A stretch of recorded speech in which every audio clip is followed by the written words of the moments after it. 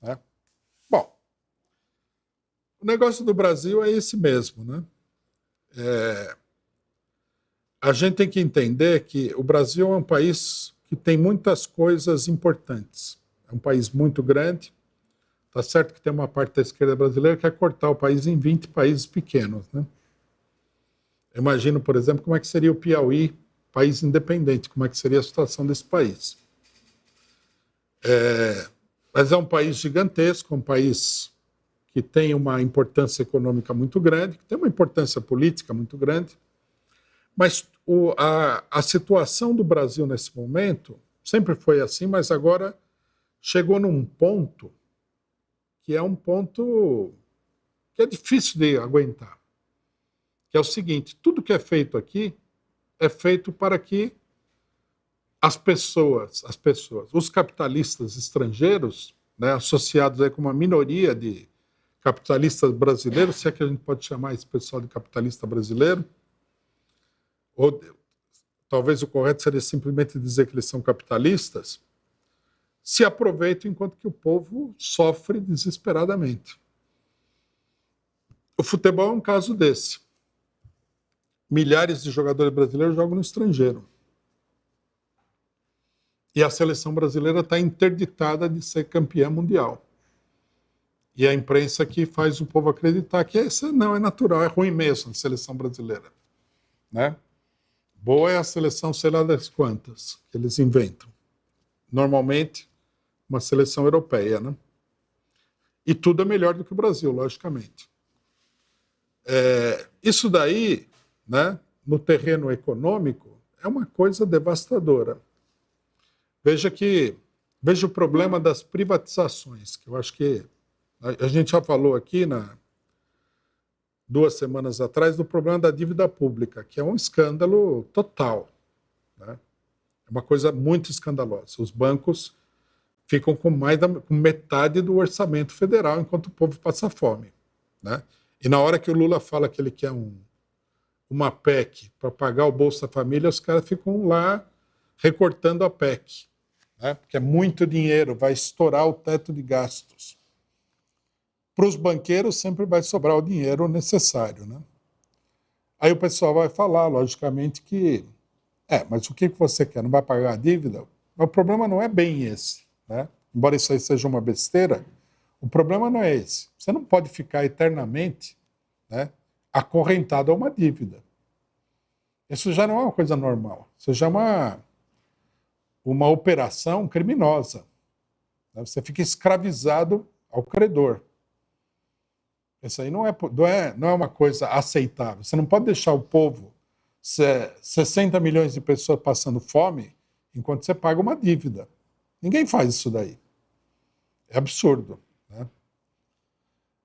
E o caso das privatizações, né, se soma a esses casos. Eu vi a notícia, acho que hoje, né, vi a notícia de que a Eletrobras abriu aí acabou de ser privatizada, e eles abriram o plano de demissão voluntária. Voluntária significa o seguinte: se você não pedir as contas, você vai ser demitido de qualquer jeito. Então é voluntário. Você fala, antes de ser demitido sem direito, vou me demitir agora voluntariamente, né?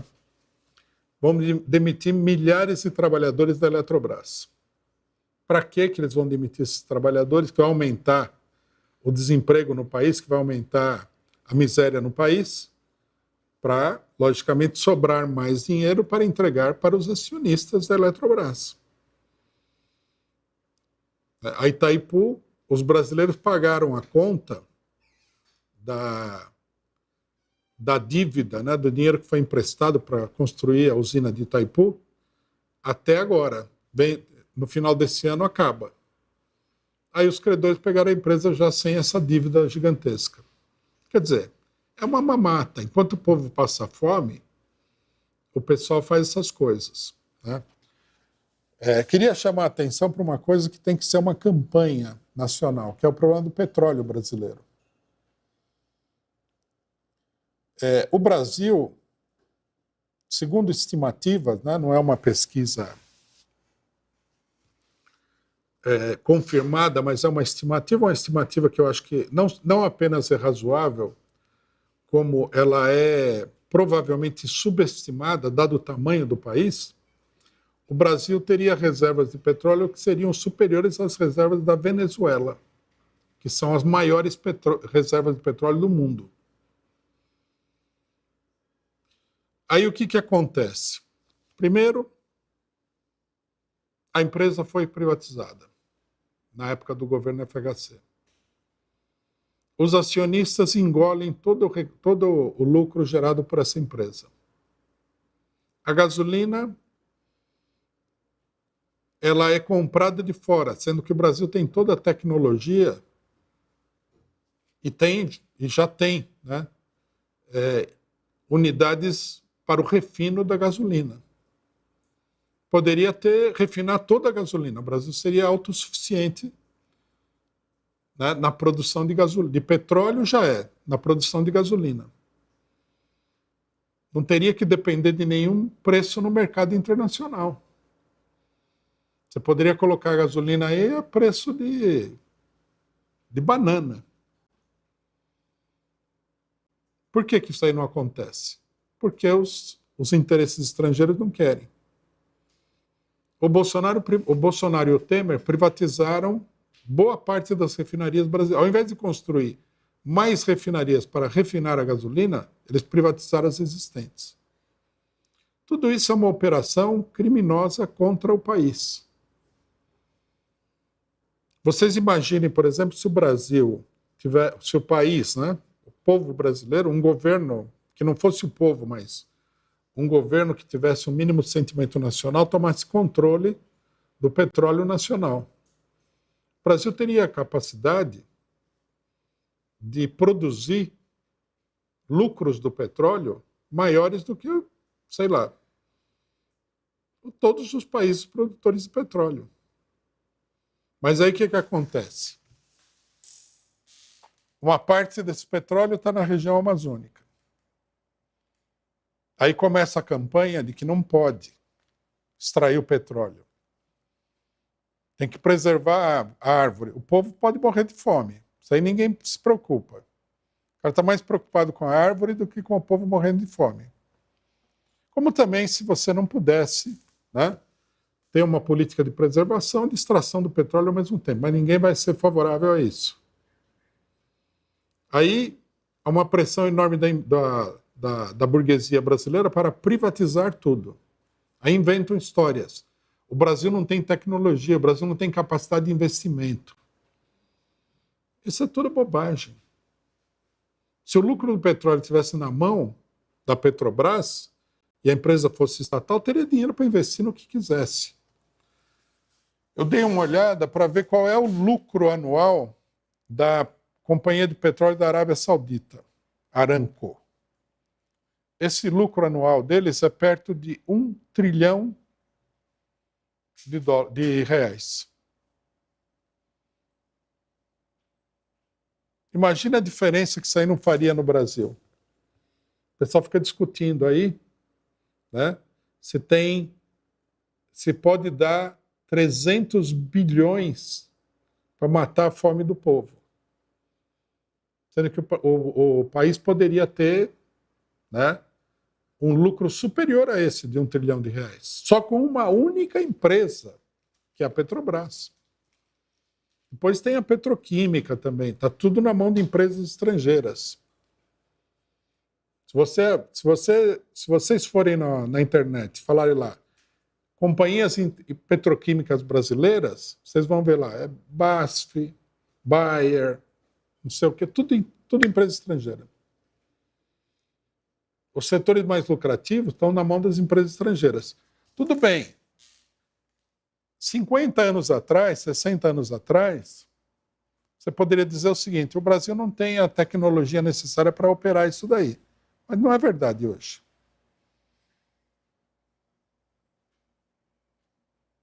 Hoje o Brasil tem ou pode desenvolver a tecnologia que for necessária para fazer tudo disso.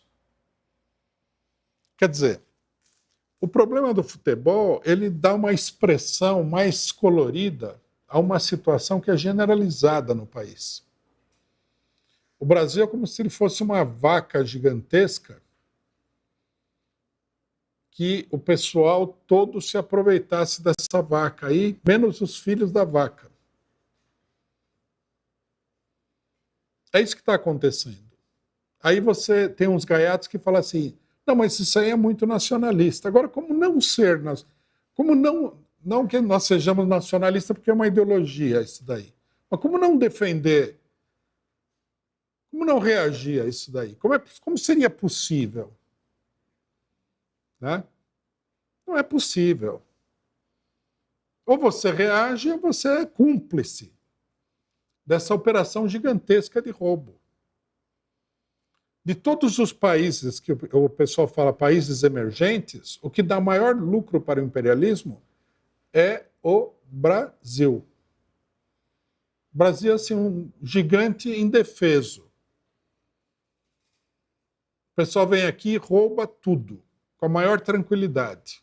A imprensa ataca todo mundo que se opõe a isso daí, que mostra que a imprensa está comprada pelos estrangeiros para fazer esse tipo de campanha, né?